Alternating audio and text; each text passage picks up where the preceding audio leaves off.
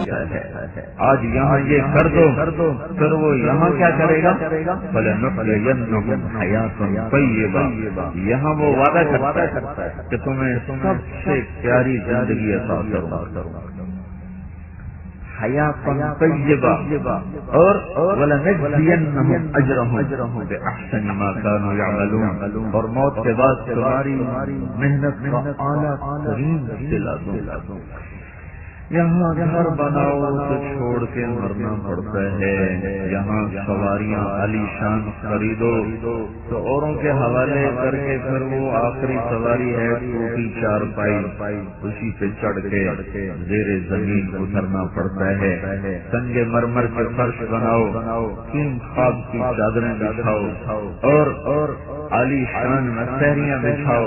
اور اوپر برقی پنکھوں میں لگاؤ اور عالی شان قسم کے بستر بچھاؤ، لیکن ایک دن اسی بستر سے لوگ اٹھاتے ہیں اور ایک لٹھے کے کپڑے میں چھپا کر جا کر زیر زمین کیڑے اور مکوڑوں کے سپرد کرتے ہیں، اور اندھیروں میں جا کر لوگ چپ کر کے سو جاتے ہیں، اور پھر ان کی اولادیں بھی ان کو بھول جاتی ہیں۔ کوئی باپ تھا، کوئی ماں تھی جو ہمارے لیے رویا بھی کرتے تھے، تڑپا بھی کرتے تھے۔ یہ میرے بھائیوں،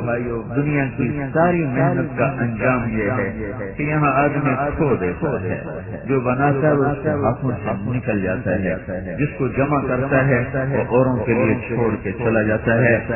تو اللہ تعالیٰ فرماتا ہے مجھ سے دوستی لگا، دنیا کو گزرگاہ بنا، تجھے گھر دوں گا، تجھے پہلے زندگی دوں گا۔ کون سی زندگی؟ ان لکم من تشبوا فلا تحرموا ابدا، جاؤ تمہارا رب اعلان کر رہا ہے جوان رہو، بڑھاپا کبھی نہ دیکھو گے۔ ان لکم ان تحیوا فلا تموتوا ابدا، زندہ رہو، موت نہ دیکھو گے۔ ان لکم ان تنعموا فلا تبأسوا ابدا، ہمیشہ ملک مال اور نعمتوں میں رہو، کبھی بھوک فقر فاقہ نہ دیکھو گے۔ ان لکم ان تصحوا فلا تسقموا ابدا، ہمیشہ صحت مند رہو، کبھی بیماری نہ دیکھو گے۔ جنت کے دروازے پر اللہ تعالیٰ ایک چشمے سے پانی پلائے گا تو پیٹ کا پاخانہ ختم، سینے کا کھوٹ ختم، دوسرے سے وضو کروائے گا تو چہرے پر بڑھاپے کے آثار ختم، ہمیشہ کی جوانی، داڑھی غائب ہو جائے گی۔ آدم علیہ السلام کا قد ملے گا 130 فٹ کی لمبائی، یوسف علیہ السلام کا حسن ملے گا، داؤد علیہ السلام کی زبان ملے گی، اور ایوب علیہ السلام کا دل ملے گا، عیسیٰ علیہ السلام کی عمر ملے گی، حضرت محمد صلی اللہ علیہ وسلم کے اخلاق ملیں گے،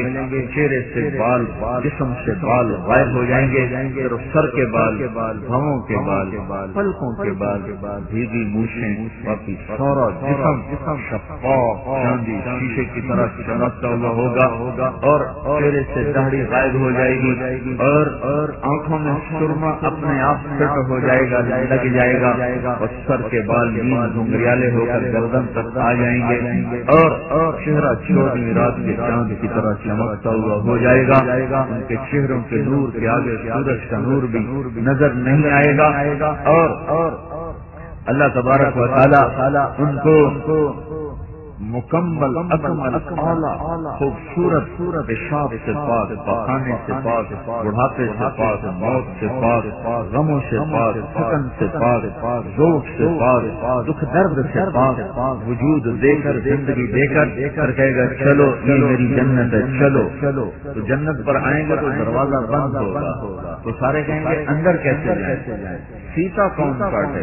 تو سارے آئیں گے آدم علیہ السلام کے پاس، جناب ہمیں اندر لے چلو۔ وہ کہیں گے میں نہیں لے جا سکتا، میں نے تو تمہیں نکالا تھا، میں اندر کہاں چلے جاؤں؟ تم کسی نوح علیہ السلام کے پاس جاؤ، وہ کہیں گے ابراہیم علیہ السلام کے پاس جاؤ، وہ کہیں گے ادھر جاؤ اسحاق یعقوب یوسف علیہ السلام کے پاس جاؤ، وہ کہیں گے موسیٰ علیہ السلام کے پاس جاؤ، وہ کہیں گے یونس علیہ السلام کے پاس جاؤ۔ ایسے نام بتا رہا ہوں تو ترتیب ایسی نہیں ہے، ہر نبی دوسرے کے پاس بھیجے گا، ہر نبی دوسرے کے پاس بھیجے گا۔ سب سے آخر میں آئیں گے عیسیٰ علیہ السلام کے پاس، وہ کہیں گے میں تمہیں اندر نہیں لے جا سکتا، تمہیں اندر لے جانے والے کا پتہ بتا۔ چلو پتہ بتائیں بتائیں کہ جاؤ آخری نبی حبیب اللہ کے پاس جاؤ، محمد رسول اللہ کے پاس جاؤ صلی اللہ علیہ وسلم، ان کے بغیر آئے کوئی جنت میں تمہیں نہیں لے جاتا۔ تو سارے مسلمان چاہے اس امت کے چاہے پہلی امتوں کے ہمارے نبی کے پاس آ کر عرض کریں گے یا رسول اللہ اندر لے چلیں، تو آپ کہیں گے میں ہی لے چلوں، اب سجدے میں سر رکھیں گے، پھر آپ کو اللہ تعالیٰ ارشاد فرمائے گا میرے محبوب سر اٹھا، مانگ ملے گا، شفاعت کب قبول ہوگی، کہیں گے یا اللہ دروازہ کھول، تیرے بندے اندر جانا چاہتے، اللہ کہے گا تو افتتاح فیتا کاٹتے ہیں، دیکھا نا کبھی فیتا کاٹ رہا، تو اللہ کہے گا چل تو افتتاح کر، تو آپ سجدے سے سر اٹھائیں گے، جنت سے سواری اڑتی ہوئی آئے گی، آپ کے سامنے لینڈ کرے گی، آپ اس پر بیٹھیں گے، اس کی رسی ایسے زمین پر ایسے گرے گی، اس رسی کو پکڑنے والا ڈرائیور ہوگا، نبی کا ڈرائیور، تو لہذا ہر نظر اٹھے گی کہ یہ رسی کون پکڑے، کس کے ہاتھ میں آئے، تو اللہ کی طرف سے اعلان ہوگا بلال حبشی کو آگے لاؤ اور یہ رسی اس کو پکڑائی جائے، تو حضرت بلال رضی اللہ عنہ آپ کی سواری کی رسی پکڑیں گے، آپ نے کہا وہ میرے ساتھ ساتھ جائے گا، پھر آپ دروازے پر دستک دیں گے تو اندر سے پوچھے گا فرشتہ کون ہے، تو آپ کہیں گے محمد رسول اللہ ہے صلی اللہ علیہ وسلم، وہ کہیں گے یا رسول اللہ آپ کا تو انتظار ہو رہا تھا، آپ کے اللہ نے کہا تھا جب تک میرا حبیب نہ آئے دروازہ نہیں کھولنا، اور تو نے خود اٹھ کے کھولنا ہے، یا رسول اللہ میں کبھی کسی کے لیے نہیں اٹھا، آپ کے لیے اٹھ رہا ہوں، جنت کا فرشتہ رضوان دروازہ کھولے گا، آپ نے کہا میں اندر داخل ہوں گا، میرے ساتھ میری امت کے غریب لوگ پہلے ہوں گے، مالدار لوگ پیچھے ہوں گے،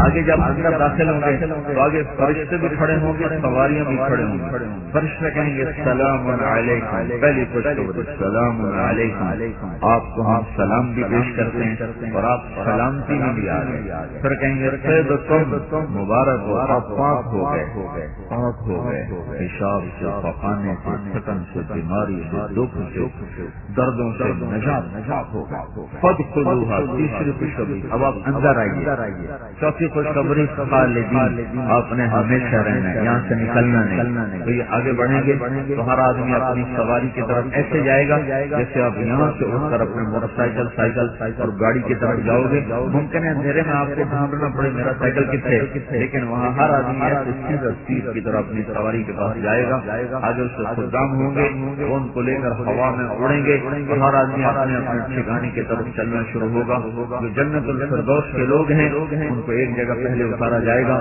وہاں سفید موتی کا محل ہوگا اور اس پر سرخ یاقوت کے برج ہوں گے، وہاں اس کی سواری اترے گی، اس میں سے جنت کی لڑکیاں نکلیں گی، ان کے حسن و جمال کو دیکھ کر وہ بالکل حیران پریشان ہو جائے گا، وہ گھوڑے سے اس سواری سے اترنا چاہے گا، اس کو خدام کہیں گے آپ کہاں جا رہے ہیں، کہے گا یہاں نہ اتروں، وہ کہیں گے یہ بھی آپ ہی کا ہے لیکن آپ کا مقام اس سے بھی اوپر ہے،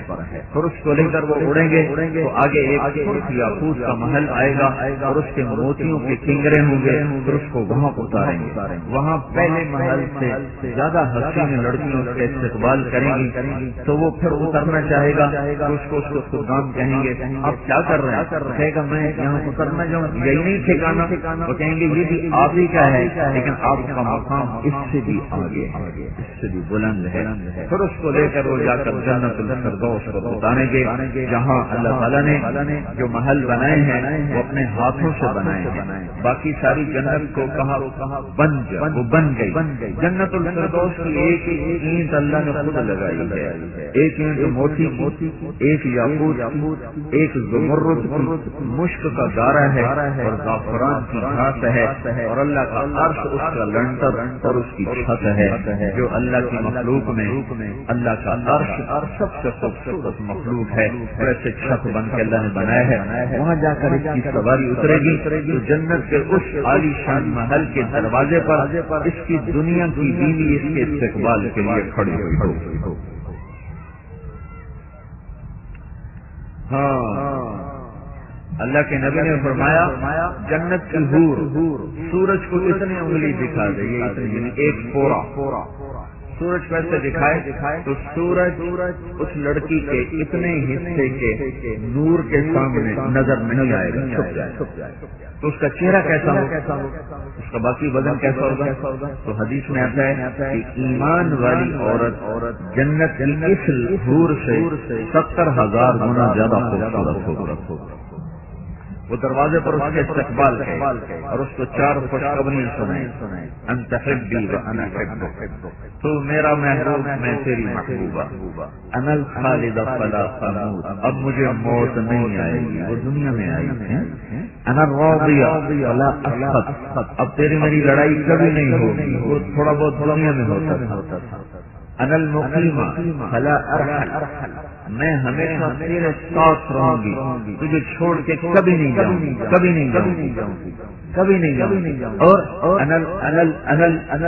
الناعمۃ فلا ابأس، اب میں ہمیشہ جوان رہوں گی، اب میرے اوپر کبھی بڑھاپا نہیں آئے گا۔ وہ اس کو لے کر اندر محل میں داخل ہوگی، اس کے نیچے دیکھیں گے تجری من تحتہم الانہار، دودھ کی ابلتی اچھلتی ہوئی نہریں، پانی کی نہریں، شہد کی نہریں، شراب کی نہریں، اور سونے چاندی کے فرش پر چلتے ہوئے دونوں آ کر تخت پر بیٹھیں گے، ادھر دیکھے گا اس کی جنت کی حوریں، ادھر دیکھے گا اس کی جنت کی حوریں، اوپر دیکھے گا تو اللہ کا چمکتا ہوا عرش، اور سامنے دیکھے گا تو پھلوں کے چھپے ہوئے خوشے اور گوشے، درختوں کے لمبے لمبے سائے، اور وہ سامنے دیکھے گا تو اڑتے ہوئے پرندے، تو دائیں بائیں دیکھے گا تو خدام کی قطاریں اور بچھے ہوئے قالین اور بھرے ہوئے جام اور لبالب بھری ہوئی سرائیاں اور سجی ہوئی تشتریاں، اور اس میں کھانے اور پھل اور فروٹ، اور اس کے خدام موتیوں کی طرح اس کے چاروں طرف طواف کرتے ہوئے بہم القرار، یہاں ان جب بیٹھیں گے اور ان کو قرار آئے گا اور ان کے خدام ان کو سلام پیش کریں گے، وہ ایک نشے میں ڈوبیں گے کہ اچانک جنت کے دروازے کھلیں گے، چاروں طرف سے فرشتے داخل ہوں گے، والملائکۃ یدخلون علیہم من کل باب سلام علیکم بما صبرتم فنعم عقبی الدار، فرشتے آ کر ان کو سلام پیش کریں گے، کہیں گے ہم آپ کی خدمت میں حاضر ہوئے ہیں سلام کرنے کے لیے، جو آپ دنیا میں صبر سے فیصلہ آباد میں صبر کی زندگی گزار کر آئے، آج اس کا صلہ ہے کہ ہم آپ کو سلام پیش کر رہے ہیں، فرشت نوکروں کا سلام، فرشتوں کا سلام، اس کا ایک نشہ ہوگا، اور وہ نشہ ابھی باقی ہوگا کہ ایک دم اللہ پاک کا عرش کھلے گا اور اللہ خود سامنے آ کر کہے گا سلام قولا من رب الرحیم، میرے بندو تمہارا رب بھی تمہیں سلام پیش کرے۔ سبحان اللہ، یہ وہ آخری ٹھکانہ ہے جہاں انسان پہنچنے والا ہے اللہ اس کے رسول کی غلامی کا حق ادا کرنے کے بعد، پھر اللہ تعالیٰ یا سلام پیش کرے گا، پھر پوچھے گا کیوں میں ہوں خوش ہوں، راضی رضیتم، خوش ہو گئے وما لنا لا نرضى وقد اعطيتنا ما لم تعط احدا من خلقك، یا اللہ تو نے وہ کچھ دے دیا جو کسی کو نہیں دیا، پھر اللہ تعالیٰ فرمائے گا افلا اعطيكم بافضل من ذلكم، اب میں تمہیں اس سے بھی اعلیٰ درجے کی چیز عطا کروں، تو کہیں گے اللہ وہ اس سے اعلیٰ چیز کیا ہے، تو اللہ تعالیٰ فرمائیں گے احل علیکم رضوانی فلا اسخط علیکم ابدا، جاؤ اب میں راضی ہوں اب کبھی ناراض۔ جب اللہ کا دیدار ہوگا تو وہ کہیں گے یا اللہ ہمیں تو پتہ بھی نہیں تھا کہ اتنا خوبصورت اتنے جمال والا، یا اللہ ہم دنیا میں تجھے بغیر دیکھے سجدے کرتے تو آج تو ہمیں اجازت دے جیسے ہم دنیا میں تجھے دیکھے بغیر سجدے کرتے رہے، آج ہم تجھے دیکھ کر تجھے سجدہ کرنا چاہتے، تو اللہ تعالیٰ فرمائیں گے سجدے ختم، فیصلہ آباد میں سے یہاں نہیں، یہاں تم مہمان ہو اور میں میزبان ہوں، اور مہمان کو تکلیف دینا یہ میزبان کی شان کے خلاف۔ وہ فیصلہ آباد کی نمازیں مجھے قبول ہیں، وہ تہجد، وہ راتوں کا رونا، قد طالما